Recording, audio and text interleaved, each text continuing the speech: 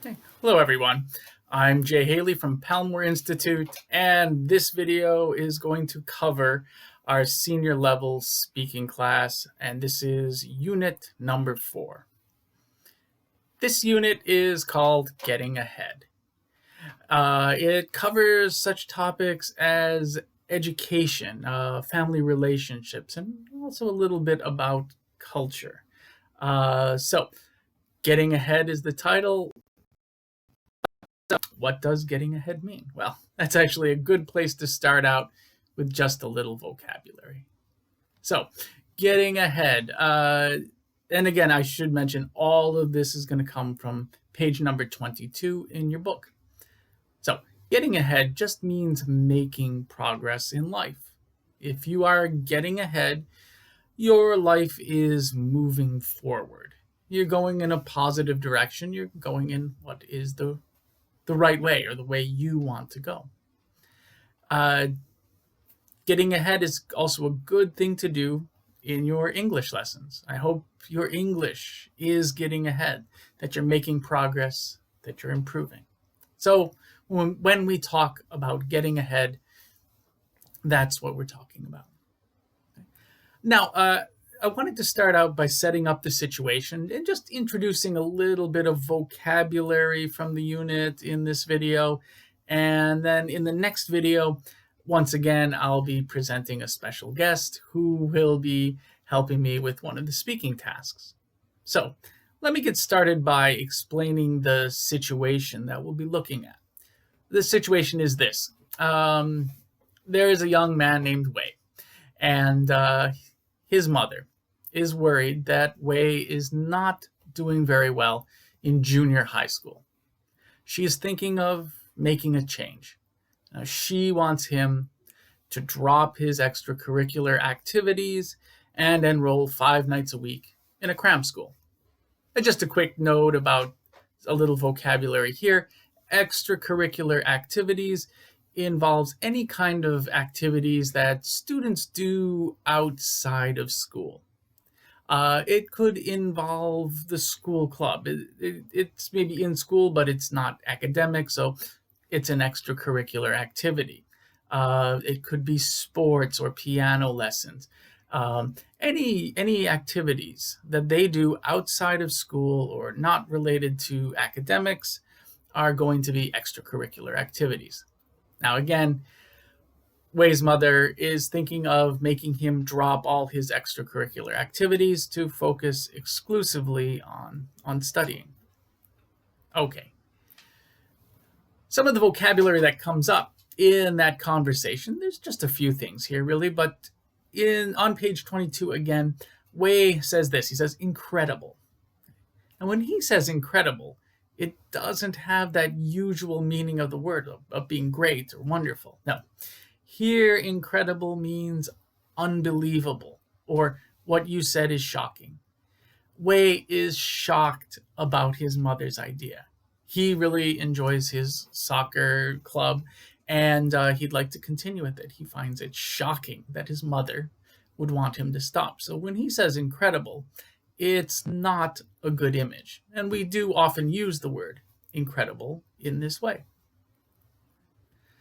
Another vocabulary point that comes up is to hang out. This is a little later in the conversation where Wei says that his friends will think I don't like them if I don't hang out with them.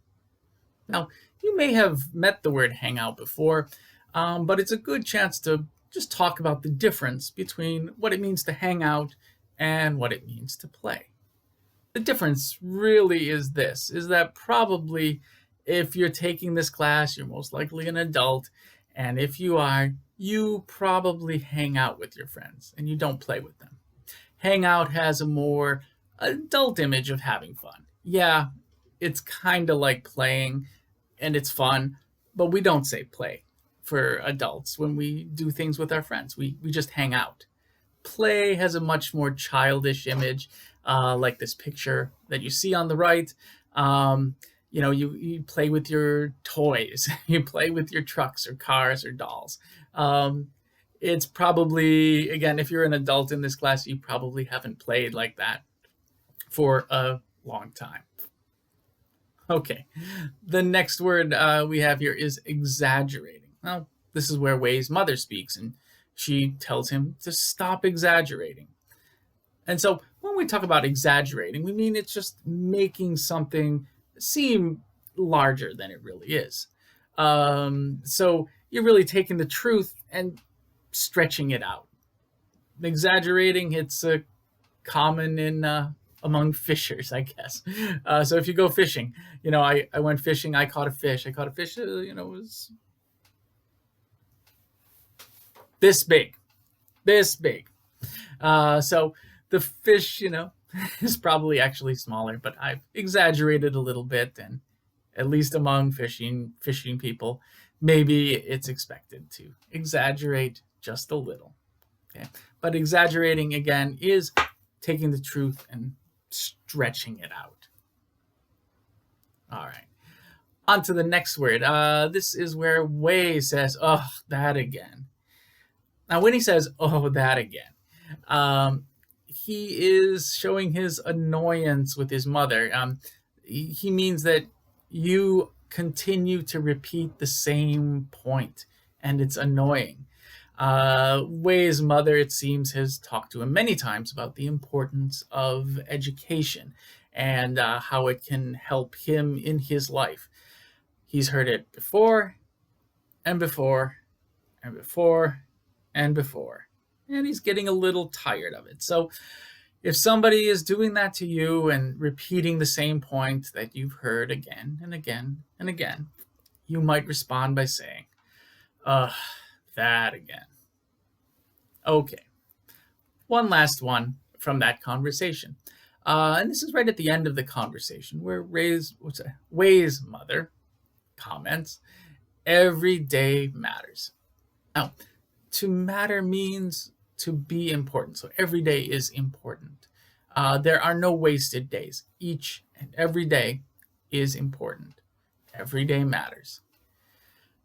I think that's a nice idea, and I hope it's true. I hope for you, especially under these unusual circumstances of staying home and having our school closed, that you are taking the time to appreciate every day and making the day matter. Every day is important. Make it great. Okay, that's it for the vocabulary. Like I said before, in the next video, I'm going to introduce another special guest, and we will be having a conversation about Wei's situation. So tune into the next video and check out that conversation. Thanks again, and I'll see you in the next video.